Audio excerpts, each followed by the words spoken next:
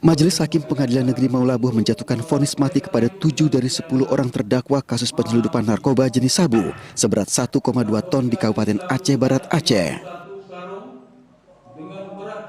Juru bicara Pengadilan Negeri Maulaboh mengatakan ke-10 orang terdakwa kasus penyelundupan sabu seberat 1,2 ton tersebut dijatuhi hukuman sesuai dengan peran mereka dalam perkara narkotika jenis sabu-sabu. Tadi 7 orang terdakwa kita vonis mati, Majelis Hakim memvonis mati, sedangkan 3 orang lagi atas nama Murdani, terdakwa Muhammad Nur sama Mansur itu divonis 18 tahun penjara. Ini apa pertimbangannya untuk ada perbedaan vonis? Pengungkapan kasus itu bermula dari informasi yang diperoleh polisi terkait penyelundupan 1,2 ton sabu di desa Pulau Taungoh, Kecamatan Maulaboh, Aceh Barat yang terjadi pada bulan April tahun 2021. Barang haram itu ditemukan dalam kotak fiber ukuran besar yang terdiri dari 1.162 plastik di dalam 36 kotak. Sabu tersebut merupakan jaringan Timur Tengah dengan barang bukti seberat 1,2 ton. Seorang nenek di Mojokerto, Jawa Timur ditemukan tewas di dalam sumur rumahnya. Informasi tersebut terangkum dalam Prime Highlight.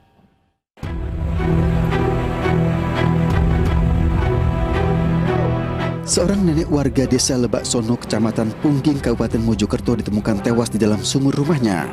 Korban pertama kali ditemukan anaknya saat tak sengaja melihat ke dalam sumur. Diduga korban terpeleset saat menimba air. Evakuasi dilakukan petugas damkar menggunakan peralatan khusus untuk mengevakuasi korban dari dalam sumur.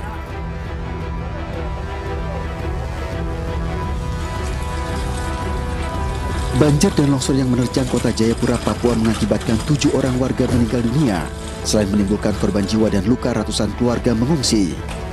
7 korban meninggal dunia akibat bencana banjir dan longsor di Jayapura, Papua dievakuasi ke Rumah Sakit Bayangkara, Papua untuk divisum. 2 dari 7 korban merupakan satu keluarga yang tinggal di Kelurahan Trikora, Distrik Jayapura Utara, sementara lainnya masih dalam identifikasi. Seluruh korban meninggal akibat tertimpa material longsor di beberapa titik lokasi.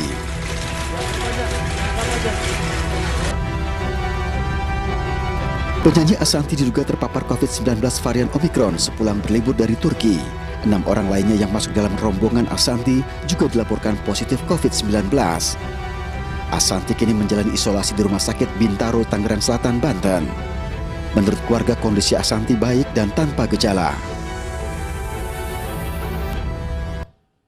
Berkas kasus 3 anggota TNI yang menabrak dan membunuh 2 sejoli di Nagrek diserahkan ke Auditoriat Militer Tinggi. Puspom AD berjanji kasus tersebut akan diusut secara transparan ke publik.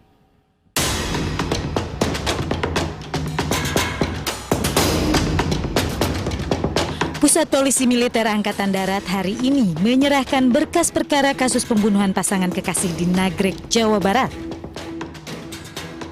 Selain menyerahkan berkas, Puspomat juga menyerahkan 3 oknum TNI yang menjadi tersangka. Mereka adalah Kolonel Infanteri Prianto, Kopral 2 Dwi Andoko, dan Kopral 2 Ahmad Soleh. Proses penanganan tindak pidana sudah selesai di tingkat penyidikan dan akan langsung ditangani Auditoriat Militer.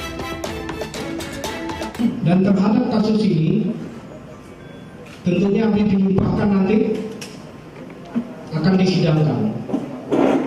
Pekerjaan selanjutnya nanti akan dilakukan oleh auditor.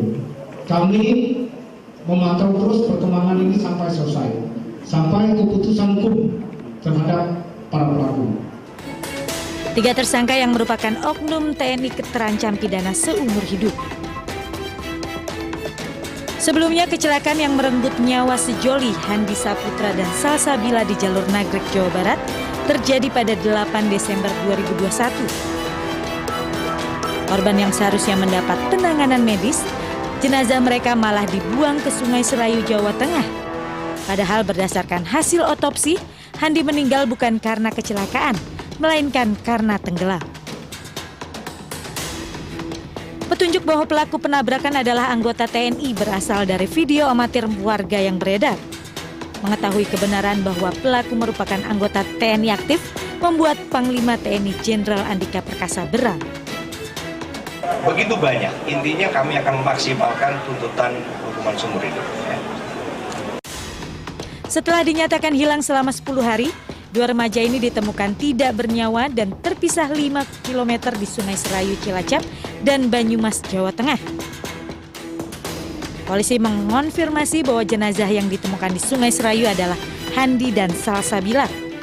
Jenazah kedua yang sempat dimakamkan di Pemakaman Umum Banyumas dibongkar untuk dipulangkan ke keluarga.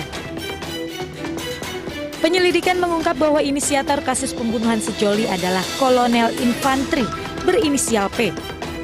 Ketiganya telah ditetapkan menjadi tersangka dan sudah dipindahkan ke Smart Instalasi Tahanan Militer Pomdan Jaya. Pusat Polisi Militer TNI Angkatan Darat menggelar rekonstruksi kasus tabrak lari dengan tersangka 3 anggota TNI. Mereka dihadirkan di lokasi bersama seorang saksi kunci. Ada 5 adegan yang diperagakan dalam rekonstruksi ini, mulai dari penabrakan, mengangkat korban hingga pelaku membawa pergi korban dari TKP. Cerita 2 sejoli yang menjadi korban kecelakaan oleh anggota TNI menyisakan duka mendalam bagi kedua keluarga korban. Keluarga berharap adanya keadilan dan hukuman yang setimpal bagi ketiga pelaku yang membunuh pasangan sejoli ini.